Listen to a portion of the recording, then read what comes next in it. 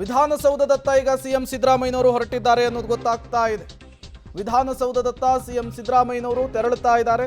ವಿಶೇಷ ಅಧಿವೇಶನದಲ್ಲಿ ಭಾಗಿಯಾಗುವುದಕ್ಕೆ ಕೆಲವೇ ಕ್ಷಣಗಳಲ್ಲಿ ಜಂಟಿ ಅಧಿವೇಶನ ಆರಂಭ ಆಗುತ್ತೆ. ಈ ಜಂಟಿ ಅಧಿವೇಶನವನ್ನು ಉದ್ದೇಶಿಸಿ ರಾಜ್ಯಪಾಲರು ಭಾಷಣವನ್ನು ಮಾಡುವುದಕ್ಕೆ ಕ್ಷಣಗಣನೆ ಆರಂಭ ಆಗಿದೆ.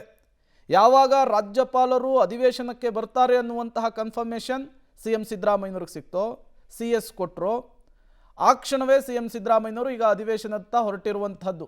ನೀವು ಕೂಡ ಆ ದೃಶ್ಯವನ್ನು ಗಮನಿಸ್ತಾ ಇದ್ದೀರಿ. ಇನ್ನೊಂದು ಕಡೆ ರಾಜ್ಯಪಾಲರ ಭಾಷಣದ ಪ್ರತಿ ಕೂಡ ರೆಡಿಯಾಗಿದೆ. 11 ಗಂಟೆಗೆ ಎಕ್ಸಾಕ್ಟ್ ಆಗಿ ಲೋಕಭವನದಿಂದ ರಾಜ್ಯಪಾಲರ ನಿರ್ಗಮನ ಆಗುತ್ತೆ. ಅದನ್ನ ಓದಲೇಬೇಕು ಅನ್ನುವಂತಹ ಒತ್ತಾಯವನ್ನು ಏನೆಲ್ಲ ಬರೆದು ಕೊಟ್ಟರೆ ಗವರ್ನರ್ ಸ್ಥಾನ ತುಂಬ ದೊಡ್ಡದಿದೆ. ಸಂವಿಧಾನದತ್ತವಾದಂಥ ಸ್ಥಾನ, ಒಂದು ಗೌರವಾನ್ವಿತ ಸ್ಥಾನ ಅದು. ಅವರ ಬಾಯಲ್ಲಿ ಯಾವಾಗಲೂ ಕೂಡ ಹಿಂದಿನ ಸರ್ಕಾರದ ಹಿಂದಿನ ವರ್ಷದ ಅಚೀವ್ಮೆಂಟ್ಗಳನ್ನು ಹೇಳಿಸ್ಬೇಕು. ಮುಂದಿನ ವರ್ಷದ ಅಚೀವ್ಮೆಂಟ್ಗಳ ಬಗ್ಗೆ ಪಕ್ಷ ನೋಟವನ್ನು ಬೀರುವಂಥದ್ದು ಒಂದು ಭಾಷಣ, ಅದು ರಾಜ್ಯಪಾಲರ ಭಾಷಣ. ಇವರು ಮನಸ್ಸಿಗೆ ಬಂದಂಗೆ ಬರೆದು ಕೊಟ್ಟರೆ ರಾಜ್ಯಪಾಲರಿಗೂ ಅನೇಕ ಅನಿಸಿಕೆಗಳಿರ್ತದೆ, ಅಭಿಪ್ರಾಯಗಳಿರ್ತದೆ. ಬರ್ತಾರಾ ಸರ್ ರಾಜ್ಯಪಾಲರು? ಗೊತ್ತಿಲ್ಲ.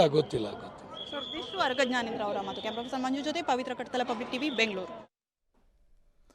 ರಾಜ್ಯಪಾಲರ ಭಾಷಣ ಕುತೂಹಲಕ್ಕೆ ಕಾರಣವಾಗ್ತಾ ಇದೆ. ಇನ್ನೇನು ಕೆಲವೇ ಕ್ಷಣಗಳಲ್ಲಿ ಲೋಕಭವನದಿಂದ ರಾಜ್ಯಪಾಲರ ನಿರ್ಗಮನವಾಗುತ್ತೆ. ನೇರವಾಗಿ ಬಂದು ಭಾಷಣವನ್ನು ಮಾಡಲಿಕ್ಕೆ ರಾಜ್ಯಪಾಲರು ಮುಂದಾಗ್ತಾರೆ. ಆ ಭಾಷಣದ ನಂತರ ಅಧಿವೇಶನದಲ್ಲಾಗುವಂತಹ ಬೆಳವಣಿಗೆಗಳೇ ಈಗ ಕುತೂಹಲವನ್ನು ಕೆರಳಿಸ್ತಾ ಇದೆ.